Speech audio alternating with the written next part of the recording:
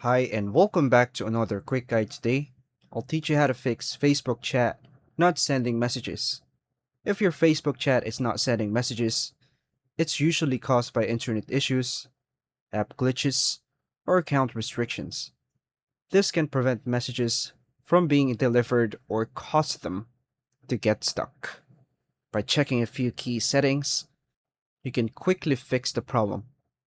To begin, check your internet connection. Make sure you have a stable Wi Fi or mobile data connection. Restart the app. Close and reopen Messenger. Restart your phone. Reboot your device to fix temporary glitches. Check if Facebook is down. Try opening Facebook in a browser to see if it's working. Update the app.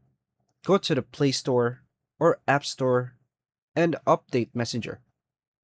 Clear app cache via Settings, Apps, All Apps, Messenger, Storage, then tap Clear Cache. Stop the app and reopen it. Check message restrictions. Ensure you are not blocked by the person you're messaging. Log out and log back in. Refresh your account session. Check app permissions. Allow necessary permissions like data and background usage.